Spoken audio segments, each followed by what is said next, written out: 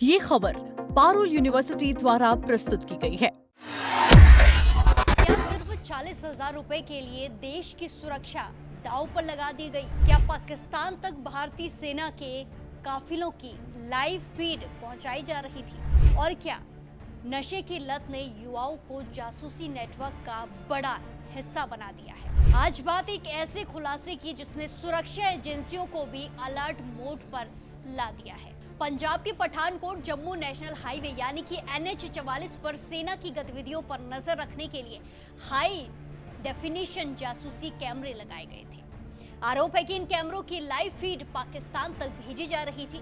अब इस मामले में पुलिस ने एक और आरोपी को गिरफ्तार कर लिया है। सबसे चौंकाने वाली बात यह है कि पूरी साजिश सिर्फ 40,000 रुपए के लिए रची गई थी, यानी कि देश की जानकारी सिर्फ 40,000 रुपए में दुश्मनों के हाथों।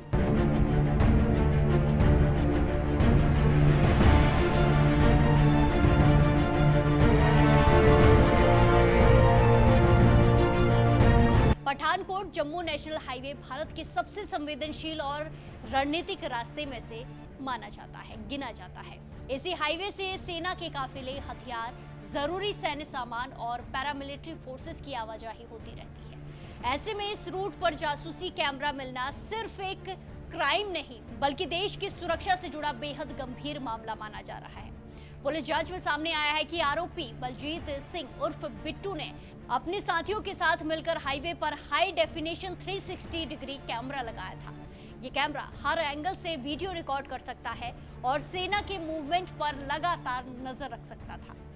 कैमरे को एयर फाइबर मॉडेम और प्राइवेट इंटरनेट कनेक्शन से जोड़ा गया था, जिससे लाइव फीड सीधे पाकिस्तान तक पहुंचाई जा रही थी। पुलिस के मुताबिक इस नेटवर्क को दुबई में बैठा एक हैंडलर ऑपरेट कर रहा था, दुबई से। वहीं आरोपी को निर्देश देता था कि कैमरा कहां लगाना है और किस तरह से सेना की गतिविधियों को रिकॉर्ड करना है, कैसी रिकॉर्डिंग भेजनी है।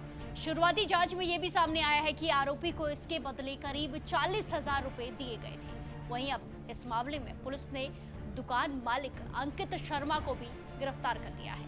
आरोप है कि जिस दुकान पर कैमरा लगाया गया था उसके मालिक को पूरी जानकारी थी कि कैमरे की फीड देश विरोधी तत्वों तक पहुंच रही है, दुश्मनों तक पहुंच रही है। इसके बावजूद उसने कैमरा हटाने के बजाय आरोपियों की मदद की। पुलिस का कहना है कि आरोपी बलजीत सिंह नशे का आदी था और इसी कमजोरी का फायदा उठाकर उसे इस नेटवर्क में शामिल किया गया। जांच में पता चला है कि गुरदासपुर के कुछ लोगों के जरिए उसका संपर्क ऐसे लोगों से हुआ जो नशे और अवैध गतिविधियों में शामिल थे। वहीं से वो धीरे धीरे इस जासूसी नेटवर्क का हिस्सा बन गया। एसएसपी दलजिंदर सिंह ढिल्लो के मुताबिक खुफिया एजेंसियों को पहले ही इनपुट मिल चुका था कि पठानकोट इलाके से संवेदनशील जानकारी बाहर भेजी जा रही है। इसके बाद CIA स्टाफ और जिला पुलिस ने तकनीकी जांच शुरू की।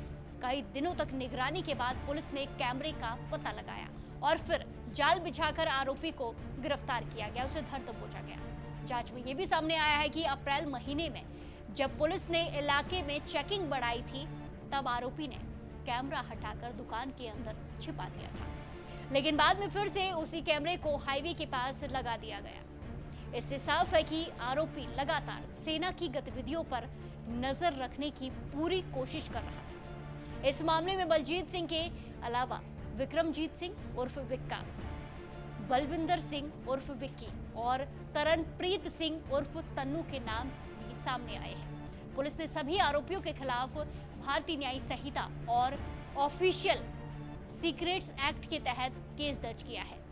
अब जांच एजेंसियां ये पता लगाने में जुटी है कि इस नेटवर्क के तार कनेक्शन आखिर कहां तक जुड़े हुए हैं और क्या इससे पहले भी सेना की जानकारी पाकिस्तान यानी कि हमारे दुश्मन देश तक पहुंचाई गई थी। सबसे बड़ा सवाल यही है, आखिर देश के अंदर बैठकर कौन लोग दुश्मन देशों के लिए काम कर रहे हैं? क्या नशे का नेटवर्क अब राष्ट्र सुरक्षा के लिए भी खतरा बनता जा रहा है? और क्या पाकिस्तान भारत की सैन्य गतिविधियों पर नजर रखने के लिए नए नए तरीके अपनाता जा रहा है? फिलहाल पुलिस और सुरक्षा एजेंसियां पूरे नेटवर्क की जांच में जुटी हुई हैं। जांच पड़ताल चल रही है। आने वाले दिनों में और भी बड़े खुलासे हो सकते हैं, लेकिन इस घटना ने एक बार फिर ये साबित कर दिया है कि देश की सुरक्षा सिर्फ सीमा पर नहीं बल्कि देश के अंदर भी चुनौती बनी हुई है। इस खबर पर आपकी क्या कुछ राय है? क्या देशद्रोह के ऐसे मामले में और सख्त कार्रवाई होनी चाहिए? हमें कमेंट्स में जरूर बताएं और बाकी देश और दुनिया की खबरों के लिए जुड़े रहिए दैनिक जागरण के साथ। नमस्कार।